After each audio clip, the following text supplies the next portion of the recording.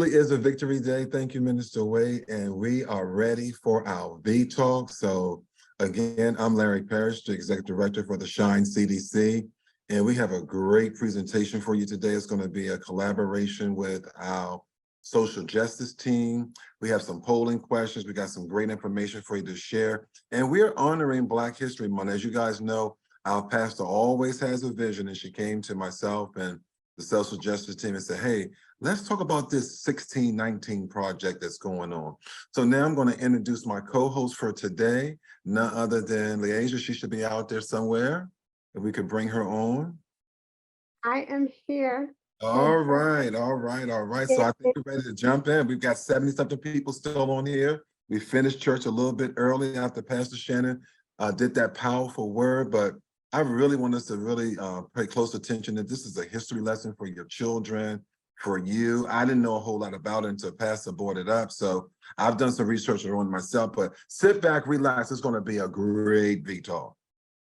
Thank you so much, Deacon Larry, and it is a victory day. Thank you to everyone for staying with us.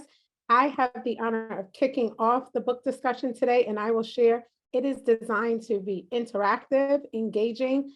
So we are going to do some polling. We're going to have some questions that we can answer in the chat. But I first wanted to get started with not only just welcoming our VGC family and friends to today's book discussion, but also wanted to introduce our facilitator of today's discussion, and then I will kick off some polling questions.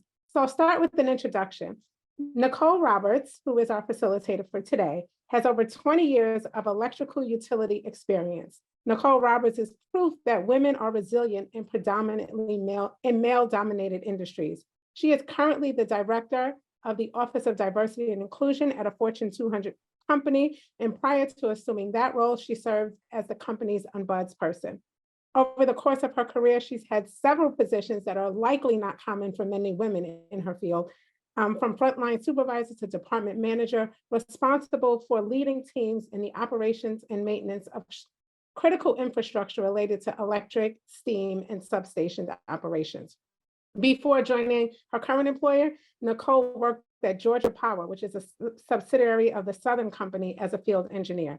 She graduated with a Bachelor's of Science degree in Mechanical Engineering from Georgia Institute of Technology, a Bachelor's of Science degree in Engineering Science with a minor in Mathematics from Spelman College in Atlanta, Georgia, and she has an MBA in Finance from Fordham University. Her ability to build high-performance synergistic teams is one professional accomplishment that she gives great pride. She commits herself to assisting others in their personal and professional growth, and she serves as a mentor and volunteers for STEM and STEAM initiatives, particularly with a focus on young women. She was born in Brooklyn to parents from Trinidad and Tobago. So yes, she shares that with our pastor. And she is an avid reader. She has a passion for diversity, equity, and inclusion, and is committed to fostering growth conversations in many spaces, including her professional and volunteer efforts. And it's exactly what we're in store for today. She enjoys many genres of music, hip hop and calypso being her favorite. She is a single mother of an 8-year-old brilliant daughter. And Nicole has served in many capacities. She's a recurrent presenter on the topic of women working in male-dominated environments at Seton Hall's University Leadership Conference, and she served as guest speaker at the Fordham University Black and Hispanic Gala.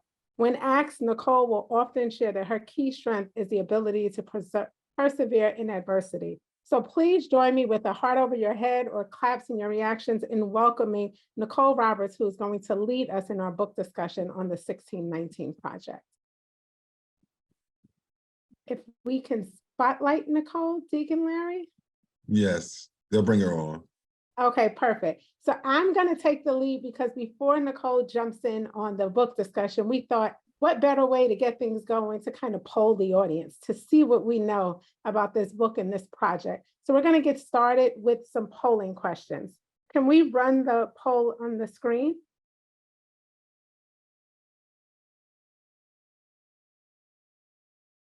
Awesome. So we're going to answer the first question. What's the first edition of the 1619 project appearing in the New York Times Magazine? That's a true or false answer. So go ahead and make your selection. whether or not the first edition of the project appeared in the New York Times Magazine. The second is, can you identify who the project creator is? We have Oprah Winfrey, Nicole Hannah-Jones, or the New York Times. The third question is, what is the project named after? Is it the year that the Mayflower arrived in America, the arrival of the first enslaved Africans to America, or the year that the first enslaved Africans landed on the shores of Virginia? The next two are really just, let us know what you know. Have you read the 1619 Project? That's a yes or a no. Or have you seen the Hulu docuseries for the project, which is a more recent release? Yes or no. I'll give you just a few seconds. Go ahead and cast your vote. We can see you voting, but we don't know how you're voting. I will say, looking at the last two questions, and the good news is that you do not have to have read the book or watched the docuseries to be engaged today. Nicole has created a dialogue that is going to include some clips and some discussions that are going to help us dive in, and hopefully those answers will turn to yes, because you're going to be so intrigued about the book. So we got about 20 of the 47 participants having answered the question. So with that, Deacon Larry and Nicole, if you're good, we're going to turn it over to Nicole to get us started on our discussion. Awesome. Nicole, thank you, and you can take it away.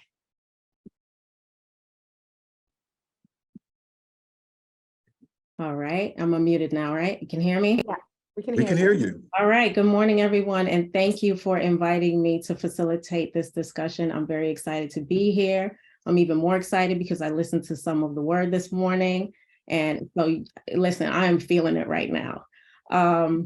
Let me see if I can look at the poll, because I was trying to, but I wasn't able to see it, but I got some good answers from the first glance. It disappeared from my, there it is. It looks like most people got the first one right. Most people know that Nicole Hannah-Jones is the creator, that it is the year that the first enslaved Africans landed on the shores of Virginia. There, we got some mixed answers for that one. Not many have read it, but that's okay. Hopefully you will be inspired today to read it after we talk. And many haven't seen the Hulu docuseries, which is also understandable. It was only released recently, and it will be archived on Hulu. So if you do have the opportunity, there are 6 episodes. Please look at it, particularly if you just don't have time to like read or listen to a book, because we all lead busy lives.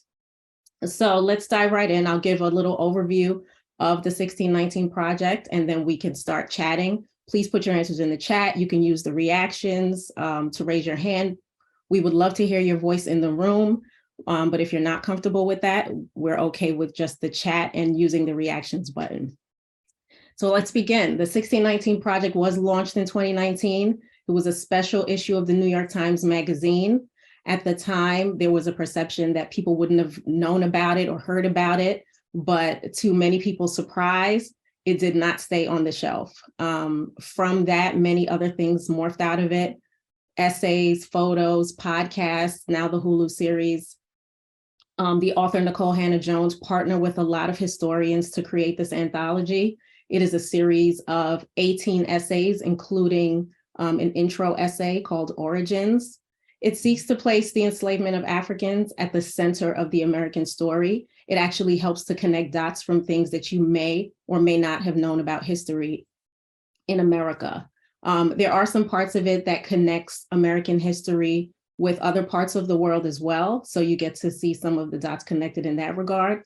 But the important part is that it connects us to today. So it's not just a historical anthology, but it shows you how the things of the past can also still be present. We're being challenged to reframe history, marking when the first enslaved Africans arrived on Virginia's soil, which means that there were enslaved Africans in the country before 1619, but particularly for the purpose of enslavement was the year marked 1619. The next slide is going to show you just give you a snapshot of the essays. Again, there are 18 essays. The preface is an essay. It is Nicole Hannah-Jones opening it with a little bit of her story. And you don't have to read it in order, although it was written to kind of connect you through using each essay. We have selected a few of the essays, and we're going to use clips to ignite some conversation. Give us your thoughts. Again, you don't have to have read it. Hopefully you'll be inspired to after we go through some of these clips. So the first one is Church, which is a really, really wonderful essay. Please, after you watch the clip, share your initial thoughts and or your reactions to the clip and how you think these events are impacting us today. That curse you, do good to them that hate you. Then a bomb blows up onto the church steps.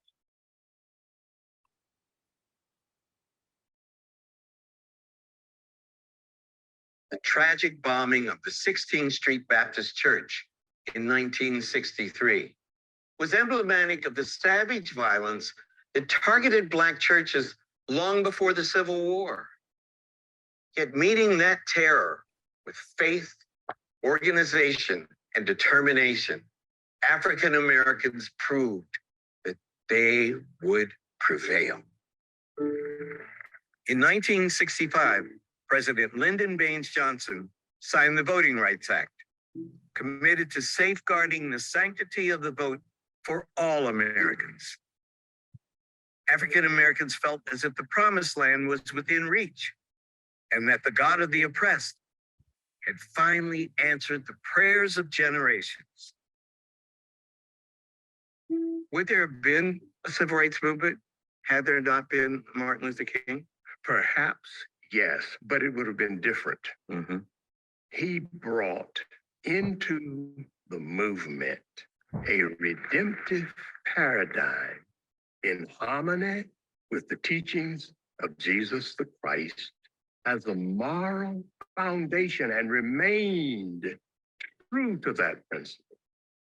This is a man who used the genius of the gospel not to make this a Christian nation, but to use his Christianity to make this a just nation. 1,300 sanitation workers are on strike, and Memphis is not being sanitized.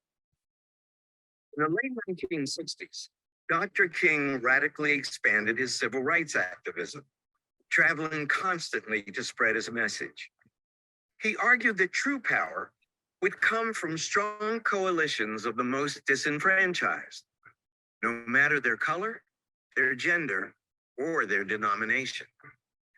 People forget that during this part of King's life, right before his assassination, he was doing the Poor People's Campaign, and that he was still Black during this time period. We are dealing with hard economic and social issues, and it means that the job is much more difficult. It's much easier to integrate a lunch counter than it is to guarantee an annual income. It's much easier. In the spring of 1968, Dr. King lent his support to sanitation workers striking in Memphis, who were demanding the city recognize their union, pay them a living wage, and guarantee the safety of their fellow employees. Dr. King, the last night he was alive, when he preached, people call it, I've been to the mountaintop, but again, that was the close. Inside of that, he talked about there are a lot of people that want honey and milk over yonder, but people need some bread down here. And he was very clear. That night he was challenging the church. It's all right to talk about streets stored with milk and honey, but God commanded us to be concerned about the slums down here and his children who can't eat 3 square meals a day. We are saying that we are determined to be men. We are determined to be people. We are saying that we are people.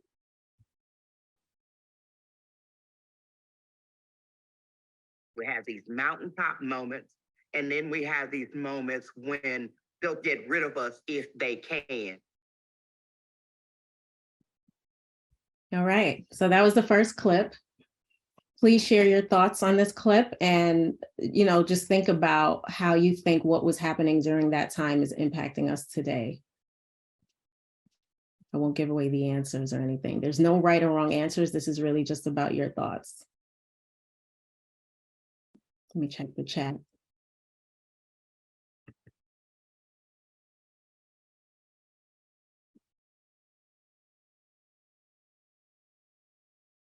I don't know, can you see anything? I see just some commentary in the chat. So does anybody want to come off of mute? Raise your hand. We can certainly unmute you if there's a particular thought that you'd like to share. While we're waiting, I'll give some context. So that was during the time when churches were playing a huge role in the civil rights movement, and just the thought of if churches were able to come together more, what they could have done using the nonviolent movement, because as we know, Dr. Martin Luther King Jr. was assassinated. So their nonviolent movement was met with violence, but how powerful the movement was, and it was because it was rooted in the church. So, just think about what that means for us today. And Evelyn, you should have gotten the link to unmute. Are you there, Evelyn? Yes, I am. I just wanted to say, as I was the timeline of things, it was like, oh my gosh, voting rights was 2 years after, 2 years before I was born. And I just think about how my parents really sheltered us. We didn't know half of this, even though they went through so much because they were from the South. Yeah. They sheltered us from a lot of this stuff, the things that were happening. And even me as a child, being bused into a private school was majority white people, I can pick up on some of it, but I didn't know all of this was going on. I was like, oh my gosh, we were going through all of this as a child. When I was a child, a lot of it, voting rights, 2 years before I was born. Yeah. Or 2 years. I was like, oh my gosh, we were in the midst of it. And as children, we didn't even realize we were in the midst of it. Yeah. That's right. I mean, our parents tried to protect us, and they probably had full awareness of the violence that was taking place at that time. So, just like today, it's hard to decide when is the right time to explain to young people some of the hard truths of society. Thank you for sharing that. Deacon Jones, I see you. You should have gotten a link to unmute as well. And there are a few comments in the chat. Yes, a lot of stuff happening in the chat. Come on, share. Jones, are you there? Yes, I'm here. Good afternoon, everyone. I just wanted to share, I was watching the National Action Network yesterday with Al Sharpton, and he was talking about how the church started, was the epicenter of them coming together, and the power that the church started. And with opening up doors for Black banks and for Black businesses and all of these things, even when they were saying, and I'm not saying this to be prejudiced, but it was said that the religion was from white men. The religion didn't start there. And so it was just an interesting episode when I was watching a lot of things that I didn't know about our own history. And the fact that, he was bringing out all of this information, I was just astonished at it. And so it just kind of put things in perspective, because I did watch the docuseries. And so it just started to put things in perspective for me. Yeah. Wow, thank you, Thank you so much for that. And if there's a question, when we come to you, you're already unmuted, so you can unmute yourself and mute yourself back. We want to make sure that it's working. Thank you, IT folks. Okay. Okay, can you guys hear me? Yes. You hear you, Deacon Rick? Yes. Yeah. Okay, one of the things, because for me, this is not simply history, but it's also life for me. At 70, I was able to experience some of these things. And one of the things that is interesting to me is, and we talk about the church and the influence of the church. However, it's very seldom mentioned that everybody wasn't happy about what Dr. King was doing within the churches. Some of the statements that were made were oh, he's making things bad for colored people. And at the same time, as a youth, I was trying to navigate between Malcolm and Martin, because on one hand, you're talking about loving your enemy and nonviolence, but on the other hand, which for me, not being a church child or anything at that time, it was much more appealing to me to use the statement by any means necessary.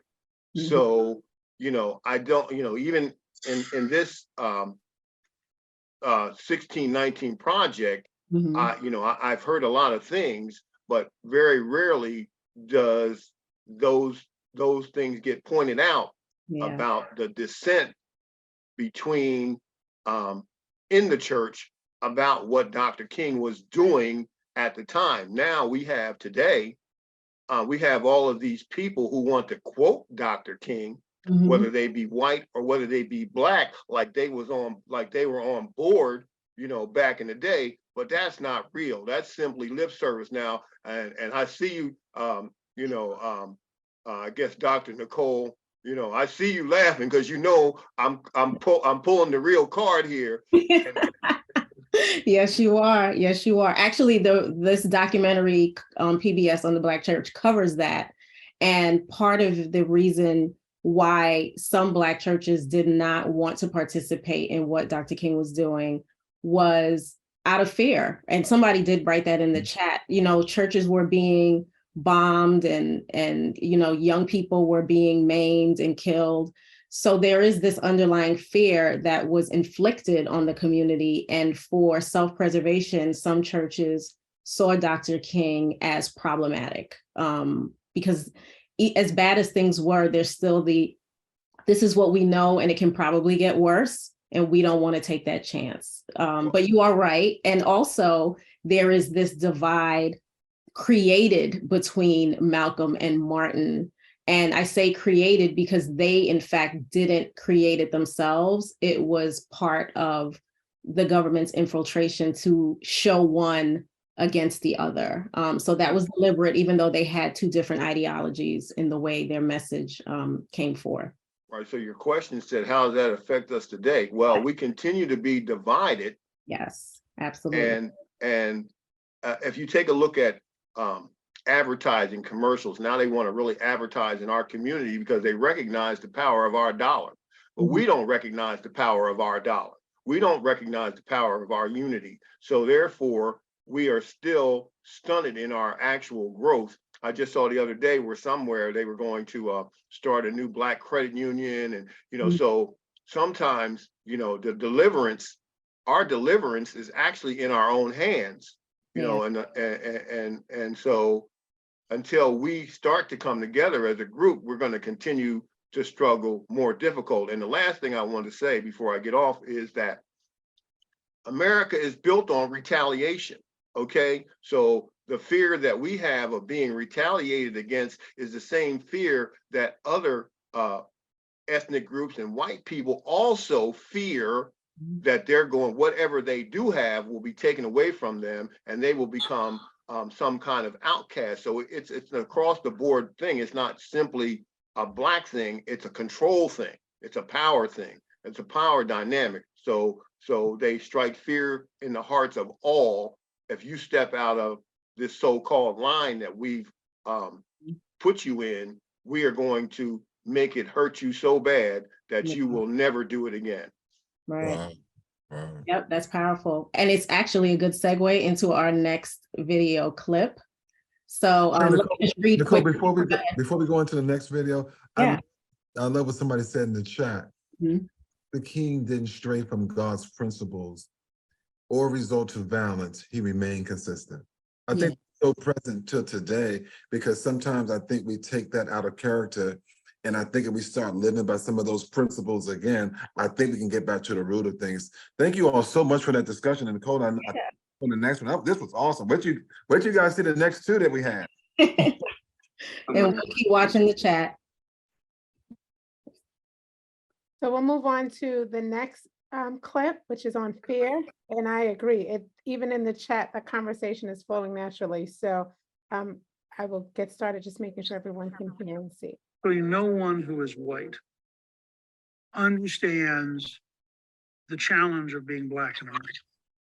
So you have then educated a public deliberately over years, over decades, to believe that Black men in particular and Black people in general are criminals. I want to be clear, because I'm not just saying that white people believe this, right? Black people also believe this and are terrified of our own selves. Do you want to go back to the days of military weakness, caring more about criminals than victims? We can't risk that. I'd like your vote on Tuesday. It's on your side.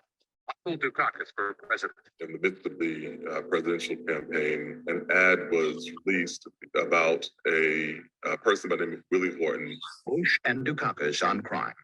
Dukakis not only opposes the death penalty, he allowed first-degree murderers to have weekend passes from prison. One was Willie Horton. This became a focal point of an entire presidential campaign. Horton fled, kidnapped a young couple, stabbing the man and repeatedly raping his girlfriend. Weekend prison passes. Dukakis on crime. Dukakis had protected the program, vetoed an effort to repeal it, and that he favored letting murderers out on the weekend. Dukakis had a double-digit lead over Bush before the campaign focused on Willie Horton, and after that, Bush overtook Dukakis and won the election. Which candidate for president can you really count on to be tough on crime? George Bush. Bush won the election by creating fear around Black men as criminal without saying that's what he was doing. A very racially, divisive moment, depicting an African-American criminal, I think was deliberate on the part of that campaign. There's no one who can tell me otherwise. Liberals calling Willie Horton to make it sound like you're being dismissive.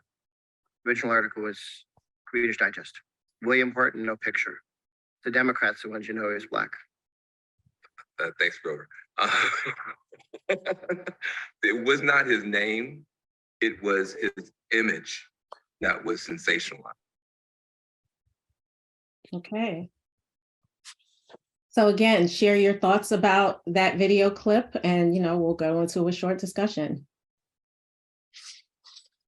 I think there's something in the chat, Laisha. Yep, in the chat for this particular clip, but around just the clip itself being deep, and I guess maybe to get the conversation going in terms of how does it impact us today. We know the impact that race has in elections and when we are used and abused in the voting process for the candidate's benefit. So I love where it's paused on here because it was the image of Willie that was leveraged for George Bush in that time. And I think when this conversation that we keep having of how it impacts us today, I don't know about anyone else, but I feel like I'm on a hamster wheel. I feel like every issue that we're talking about from then, or the issues that are uncovered in this book, is what we're living today, time and time again, and how we're being treated as African-American, as Black people. So in the chat, there's some conversation around the political process has never been geared towards the underprivileged, and that government infiltration is still happening, but drawing some attention to social media. There's so many distractions that divide us and seek to put us in competition against one another. Yes, absolutely. And to that point, social media, they're in court right now because of trying to determine, are they acting as newspapers act, or are they acting as just a medium that's giving people information and allowing them to decide? And the piece that is becoming complicated is the algorithm piece. So while they're putting out whatever information they want, when the algorithm is catered to a specific type of content, that becomes very problematic. So that's what we're seeing here in this clip, and we're seeing how fear is created through media. And that's very important to note. So in the clip, there were people on both the liberal and conservative side, which is just to give you a view of how the perceptions are similar, but also how they're different, right? The underlying thing is fear, and then they're well aware of fear being used as a tactic. And that comment is connected to one that's in the chat where it says, white politicians have feared the strength of Black men and women. They knew the strength and wisdom of us as slaves, and that's the reason for the laws to keep us oppressed. Someone else added, it's been and still remains the deliberate distraction to make all people fear Black people, especially our brilliant and strong Black men. And I see that someone has their hand up, so I'm going to go ahead. Martha, you can come off of mute. Thank you. I think that I don't really know how to feel about that clip, because I agree that African Americans are too often put in, like, our criminal acts are usually over sensationalized, for lack of a better word. It's like always advertised and always out there. Whenever a video goes viral, they're always showing African Americans as the criminals. But the flip side of that is that it really does exist, and that we don't have that help in our community. As someone who's lived in an urban community, and I have like Ring on my phone, and every 5 minutes someone's shot, and every all day. I don't think that I've gone 3 hours without hearing someone saying, posting something about a shooting. And my niece, for example, she lives in DC and goes to an urban school. And 2 times this school year, I've gotten telephone calls saying, hey, can you come pick your niece up because there are gunshots outside of the school?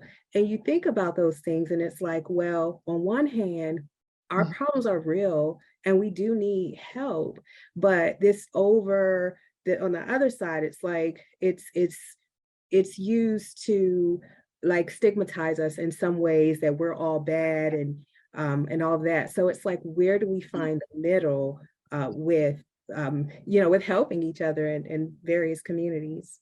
Right.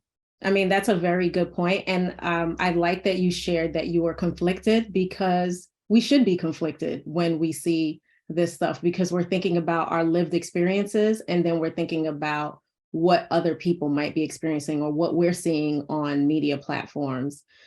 And the reality is both things are happening at the same time. So we do come from financially oppressed environments, which could fuel more crime.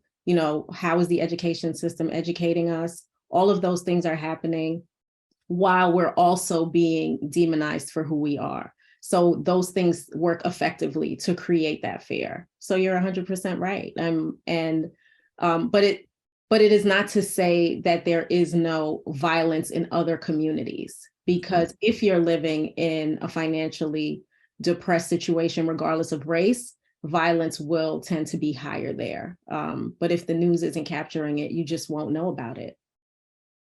And Nicole and Martha, your comment connects right to the chat. Someone put in the chat, the issue that they have with the media is that you hear about violence in our areas as if other races, like there's no crime in white neighborhoods, there's no crime. So your conversation really just spoke to that comment. And I see, Ms. Yvonne, your hand is up.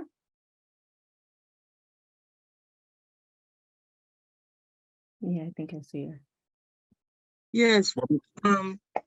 Well, my thought is crime is still going on. And ever since this, we've been, people have been, this COVID had came along. Before then we had crime, but we having more crime now since we home and, we're working from home, and crime has been built up more because people tend to have more time on their hands. And they out there, they committing murder. And that's why you see these things in the news. You can have a guy get arrested today, and just like he got arrested, he can get out tomorrow, and then he'll turn around and do another killing. Right. So you need to stop this and let him be in jail and for the time what he commit, the crime he commit. But instead, they let him out, and for our race is they want to get rid of most of us. They trying to get rid of a lot of us. Yeah, thank you for that comment. What you're saying is absolutely what's happening. That's why we use this clip from this documentary, because it does talk about why that continues to happen and why it appears to be that it is more what is considered Black on Black crime. But it will also show that because there's no narrative for white on white crime or Hispanic on Hispanic crime, it just always seems like no one else commits crimes but Black people, when that in fact is not the case. So, I think the essays kind of enlighten us on where those things come from and why they still happen today. So thank you. Somebody said in the chat, crime is a lucrative business. Deacon Mo, you are correct. Hence the prison industrial complex. So yes, that's the business. So if no one else has any Hey, comments. Nicole, let me add in. Let me add in there just for a second. All right, let's go. I wanted to add in there. So think about the fear and what we just watched in the clip. Mhm. Think about the presidential election between President Trump and Hillary. And look how they put that fear in the election, and look at the outcome once that fear showed up in the election. Now we've got another election coming up in the 24. We're getting ready to start the 24. Watch that fear be present again, and it could change the dynamics of what happens in the election. So I thought that clip was very, very good to show how that fear even enters our elections. Absolutely. Yes. And even that the conservative representatives like Newt Gingrich is in that clip saying that that's what's happening. It's deliberate. It's deliberate. Deacon Rick and Deacon Jones have their hands up, and then we'll move to the next one. If that, Deacon Rick? Can we only have 8 minutes left? Oh, yeah, can you move? Okay. Yeah, we'll I've only move. got 8 minutes, yes, and Okay. I've been tapped by our IT folks and said, Okay. 8 minutes left. So Okay. let's try to get the Move last clip along. in there. Okay. And move on, yeah. Okay, so the last clip is connected to the essay race. So we'll watch it and then we'll chat. I can remember in a prize-giving committee, we got into a very strenuous argument about Beloved. And I was arguing with this writer. There were two of them, both women, one Black and one white. The Black woman said, "Are you trying to tell me that African-Americans have a different historical experience and social experience than any other American immigrant?" I said, "Yes, I am." Yes, I definitely am trying to do that. That it's a very specific experience. And it is different than the experience of Irish, of which I count my ancestors, and Italians and Jews. But that argument still lasts today. We in America are immigrants, or the children of immigrants. We are one people, but a people welded from many nations and races. People who came to America during a vast migration from Europe to other parts of the world. In this migration, millions of Europeans left their homelands to settle in new countries across the sea.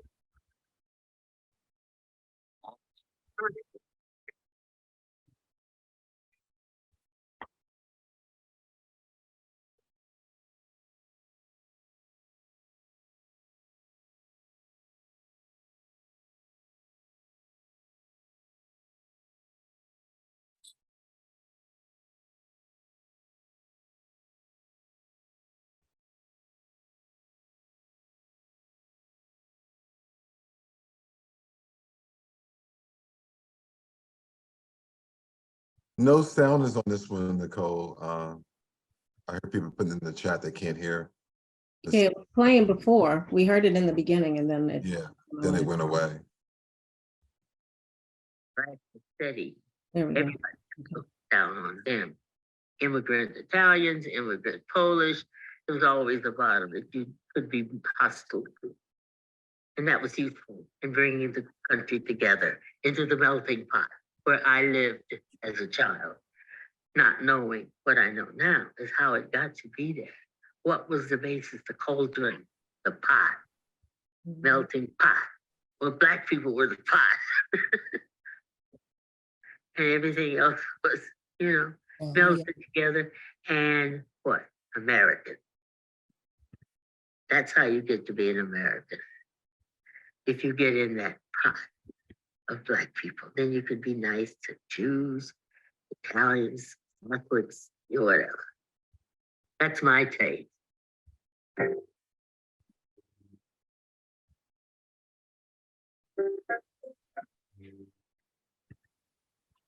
Toni Morrison, Pulitzer Prize winner, successful, honored in the halls of academe, still have that encounter? Yes, I do, but let me tell you, that's the wrong question. What's the right question? How do you feel? Don't you understand that the people who do this thing, who practice racism, are bereft?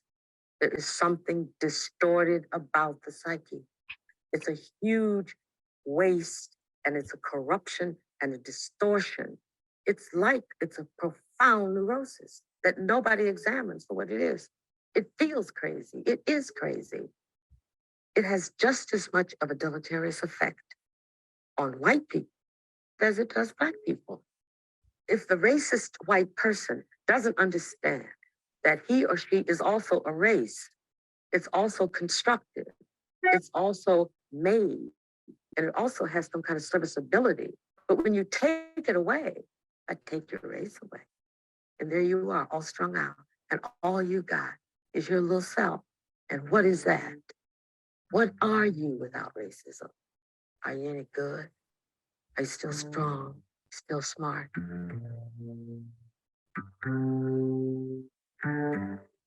If you can only be tall because somebody's on their knees, then you have a serious problem.